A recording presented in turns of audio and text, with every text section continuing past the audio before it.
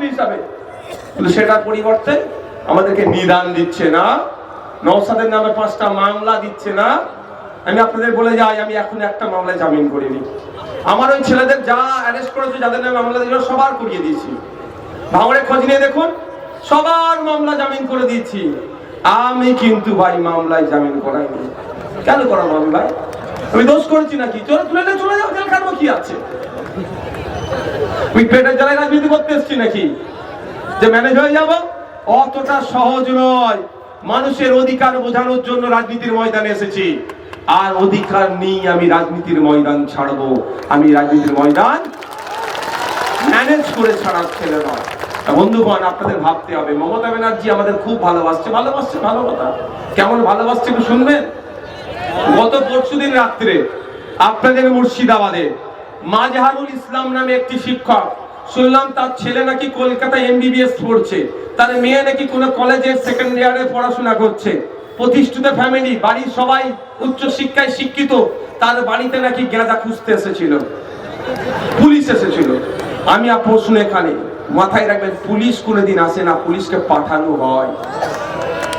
Police সম্পর্কে আমরা অনেক কথা বলি, কিন্তু এদের দোষ নয়, এদেরকে পাঠানো হয় প্রেশার ক্রিয়েট করে, যাই করো সেই করে, হ্যান করো ত্যান করো। আরে এদেরও তো পরিবার আছে ভাই,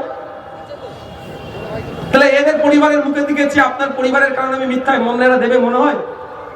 রাজনৈতিক কারবারিরা আর নালে পুলিশ মন্ত্রীর নির্দেশে এসেছিল। আপনি বলুন তাহলে মমতা ব্যানার্জি এই সংখ্যালঘু প্রেমী একটা শিক্ষিত পরিবার ধ্বংস হয়ে যেত? পরিবারের গ্রামের মানুষজন বেরিয়ে এসেছিল বলে বেঁচে গেল, নালে হিরোইন না কি মামলাতে কি হতো, অবৈধ গাঁজা ফাজা ব্যবসাতে কি হতো? তাই আপনাদেরকে ডিসাইড করতে হবে। সামনে 2026 সাল আসছে, আপনারা কি করবেন ডিসাইড করতে হবে। মমতাকে বাঁচাবেন না সম্প্রীতিকে বাঁচাবেন? আপনারা ডিসাইড করুন। মমতাকে বাঁচাবেন না মন্দির মসজিদকে বাঁচাবেন? আপনারা ডিসাইড করুন। আপনারা সিদ্ধান্ত নিন। মমতা ব্যানার্জিকে রাজনৈতিক ভাবে বাঁচাবেন না শ্মশান কবরস্থানের জায়গাটাকে বাঁচাবেন? আপনারা সিদ্ধান্ত নিন। মমতা ব্যানার্জিকে রাজনৈতিক ভাবে ক্ষমতায় রাখবেন না বাংলার যে আমাদের যে ঐতিহ্য, যে কালচার, সেটাকে বাঁচাবেন? আপনাদের হাতে নির্ভর করছে। আপনি যদি মনে করেন মমতা ব্যানার্জি রাজনীতিকে বাঁচাবেন, তাহলে আপনার সাথে আমার রাজনৈতিক লড়াই লাগিয়ে দূরে করে দিচ্ছে। কদিন আগে মুর্শিদাবাদী হয়েছিল, বহরমপুরে কালী মন্দির ভাঙচুর করেছিল না?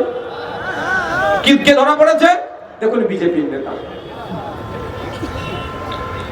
দক্ষিণ 24 পরগনায় একটা মূর্তির গলা কেটে নিয়ে চলে গেছে, কে করেছে? দেখুন কে। চোপড়াতে পঞ্চায়েতের সদস্য বিজেপি ধরা পড়েছে, মন্দির ভাঙচুর করেছে। তাহলে আমাদের মাথায় রাখতে হবে কি, বাংলার সম্প্রীতিকে বাঁচাতে হবে, বাংলার ঐক্যকে বাঁচাতে হবে, বাংলার মসজিদ মন্দিরকে বাঁচাতে হবে, বাংলার কবরস্থান শ্মশানের জায়গাকে বাঁচাতে হবে, বাংলার প্রতিটা নাগরিকের অধিকারকে বাঁচাতে হবে। যদি বাংলার প্রতিটা নাগরিকের অধিকারকে আপনি বাঁচাতে চান, তাহলে 2026 সালে বাংলায় নতুন সূর্য তৈরি আনতে হবে। যে সূর্যতে কি হবে, মানুষ নারী তার অধিকার পাবে, হিন্দু মুসলিম জৈন খ্রিস্টান তার অধিকার পাবে, মানুষ তার অধিকার পাবে, সরকারি কর্মচারীরা তাদের হকের দিয়ে পাবে, পুলিশ 8 ঘন্টার বেশি ডিউটি করবে না। দুর্ভাগ্য আমাদের পুলিশ, আমাদের পরিবারের একটা পুলিশ 10 ঘন্টা 12 ঘন্টা 14 ঘন্টা ডিউটি কেন করবে? এটা বন্ধ হবে। পুলিশের শূন্যপদ বৃদ্ধি হবে, সরকারি কর্মচারীদের দিয়ে বুঝিয়ে দেওয়া হবে, স্কুলের টিচার থাকবে, হসপিটালে ডক্টর থাকবে। আপনাকে আর মুর্শিদাবাদ থেকে কলকাতায় ট্রিটমেন্ট করতে যেতে হবে না। আপনার জেলায় এনআরএস তৈরি হবে, আপনার জেলায় এসএসকেএম তৈরি হবে, আপনার জেলায় আরজিকর তৈরি হবে। এক কথাই, আপনার অধিকার আপনার বাড়ির দ্বারে উপস্থিত হবে। বন্ধুগণ, আপনারা দেখেছেন এখন 3 মাথার মোড়ে বিডিও অফিস চলে আসছে না? এসছে তো? 3 মাথার মোড়ে বিডিও অফিস আসছে তো নাকি? হ্যাঁ, তাহলে এক বিধায়ক ভাঙড় যেটা দিয়েছে দুয়ারে সরকার, 3 মাথার মোড়ে উপস্থিত হয়ে যাচ্ছে।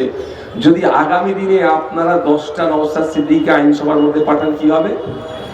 আপনার বাড়ির সামনে বিডিও অফিস হয়ে যাবে। আমি একটা কথা বলে সময় স্বল্প শেষ করব। কথাটা হচ্ছে এটাই, আমাদের বিরুদ্ধে এরা রাজনৈতিক ভাবে কিছু বলতে পারবে না। যদি বলতে পারে, আমরা যদি কিছু ভুল করি, সামনে ডিবেটে বসিয়ে দেবেন। ওই চালানের আটানের নেতাদেরকে আমি বলবো না, কারণ এদের নিজস্ব ক্ষমতা নাই। ওই বলছিল মাইরা কি লাগবে, বলতে দিদি সব হয়ে গেছে, এদিকে কিছুই না। ওই নেতার সাথে ডিবেটে বসে কিছু লাভ হবে না। এদের যারা পলিসি মেকার, যারা ডিসিশন নেয়, যারা, তাদের সাথে ডিবেটে বসিয়ে দেন। যদি হেরে যায়, ছেড়ে চলে যাব। আমাদের বিরুদ্ধে একটাই প্রপাগান্ডা চালাবে, কি বলুন তো? বিজেপির কাছ থেকে টাকা নিয়ে বিজেপির সুবিধা করে দিচ্ছে। আপনারা বলবেন ভাই টাকা তো নিতে দেখিনি, একটা কাজ কর হরিয়ারপাড়ার ওই মাঠে 1 মিনিট ভাই, এই কারো অসুবিধা আছে? তাহলে যারা নড়াচড়া করছে একটু ঠিক করে বসো ভাই, একটাই কথা বলি শেষ করে দেবো। আপনারা বলবেন হরিয়ারপাড়া মাঠটির নাম কি? কিষান মান্ডি মাঠে এসে নওশাদ ভাইজান আমাদের বিধায়ক চেয়ারম্যান বলে গিয়েছে প্রকাশ্যে বিজেপির কাছ থেকে টাকা নেবো, তৃণমূলের লোকেরা ব্যবস্থা করো। কারণ আমি যদি গোপনে নিই তাহলে ওনারা জানতে পেরে যাচ্ছে। ভয় লাগছে নাকি আপনাদের? যদি নেবো তো প্রকাশ্যে নেবো, গোপনে কেন নেবো ভাই? আমি গোপনে নিচ্ছি, ওনারা নাকি বুঝতে পেরে গেছে, তাহলে ওদের কত যোগাযোগ। তাহলে আমি বলছি তোমরা প্রকাশ্য নেবো ব্যবস্থা করো, তবে 100 টাকার ব্যবস্থা করলে 90 টাকা তোমাকে দিয়ে দেবো, 10 টাকা শুধু আমি রাখবো। আরো ভালোভাবে হচ্ছে না? ওরা বিধবা ভাতা তুলে বিধবা ভাতা থেকে কাটিং করে খায়, বার্ধক্য ভাতা থেকে কাটিং করে খায়, আবাস যোজনা থেকে কাটিং করে, ও তো কাটিং করতে হবে না। 1 কোটি টাকা যদি ব্যবস্থা করতে পারে তৃণমূলের কোন লোকেরা বা কেউ বিজেপির কাছ থেকে, আমি প্রকাশ্যে নেবো, তবে 10 লাখ টাকা আমি পার্টি চালাতে দেবো, আর 90 লাখ টাকা সেই ভাইকে আমি দিয়ে দেবো। অসুবিধা আছে কারণ? আজকের পর থেকে যে গল্প শুনাই বলবেন তো বেশি বকিসনি, ব্যবস্থা করতে বলেছে ভাইজান, নেবে বলেছে, নিয়েছে, আমরা দেখিনি, এবার আমরা নেবো, কিভাবে নিচ্ছে সেটা দেবো, ওই মঞ্চ থেকে নেবে। ঠিক আছে। দ্বিতীয় কথা কি বলছে, ভোট কেটে নাকি বিজেপির সুবিধা হবে। আমি আপনাদের এখানে বলে যাই, একটা এগ্রিমেন্ট হোক, ওইদিকে মমতা ব্যানার্জি করবে, এদিকে আমাদের বড় ভাইজান আব্বাস সিদ্দিকী করবে। আইএসএফ যেখানে যেখানে প্রার্থী দেবে সেখানে যদি বিজেপি আছে, তৃণমূল যা শাস্তি দেবে সবটাই মাথা পেতে মেনে নেবো আমরা। আর এগ্রিমেন্টে কি লেখা থাকবে, তৃণমূল যেখানে যেখানে প্রার্থী দেবে ওখানে যদি বিজেপি চলে আসে, আমরা আইএসএফ যা শাস্তি দেবো ওদেরকেও মেনে নিতে হবে। কি হবে তো? দুধকে দুধ পানিকে পানি। আমি যদি টাকা নিয়ে বিজেপিকে আনার ব্যবস্থা করি ভোট কেটে, তাহলে তৃণমূল আমাকে যা শাস্তি দেবে আমি তাই শাস্তি মাথা পেতে মেনে নেব। আর ওই এগ্রিমেন্টও লিখতে হবে, যেখানে যেখানে তৃণমূল প্রার্থী দেবে, মুর্শিদাবাদে কিন্তু বহরমপুরে তৃণমূল প্রার্থী দিয়েছিল, বিজেপির বিধায়ক এসেছে, আমরা নজর রাখবো, এগ্রিমেন্টে লেখা থাকবে যদি মুর্শিদাবাদের একটা সিট বিজেপি পায়, তৃণমূলের কি হবে গো তোমরাই বলো? খুব রাগ আছে, হ্যাঁ, প্রচুর মেরেছে, মিথ্যা মামলা দিয়েছে, হিসাব বরাবর। আমার বুকে সাহস আছে, আমি এগ্রিমেন্ট করতে প্রস্তুত। মমতা ব্যানার্জি সত্যিকারের অর্থে যদি বিজেপিকে আটকাতে চায়, চলো এগ্রিমেন্টে আসো, পারবে? ও তো বিজেপিকে নিয়ে আসছে ভাইপোকে বাঁচাতে, তাই সে যদি তার ভাইপোকে বাঁচানোর জন্য রাজ্যের মানুষকে বলি দিয়ে দেয়, রাজ্যের মানুষকে ধ্বংসের দিকে ঠেলে দেয়, আমরা কি আমাদের ভাইপো গুলোকে বাঁচানোর জন্য আমরা এক হতে পারবো না? আমরা সনদদার নওশাদ সিদ্দিকী কি এক হতে পারবে না? হাবিব ভাই আর সনদদা কি এক জায়গায় থাকতে পারবে না? আমাদেরকে থাকতে হবে, ভুল বুঝালেও আমাদের হবে না। তাই আপনাদের কথা দিয়ে যাচ্ছি, মুর্শিদাবাদে আসবো। মুর্শিদাবাদে আসলে নাকি কংগ্রেসের কিছু নেতার জ্বালা ধরে, সেটাও আমি বলে যাচ্ছি, জ্বালা থাকলে দোকান থেকে মলম কিনে লাগিয়ে নাও, আগামী দিনে আইতে পারছে, জোটাই হবে। ওপেন এখানে ঘোষণা করে যাচ্ছি, আমরা চাই বিজেপি তৃণমূলকে সহজেই হারাবো, কষ্ট কম করতে হবে, ওই জন্য জোটের আহ্বান দিচ্ছি, খোলা মঞ্চে আজকেও দিয়ে যাচ্ছি।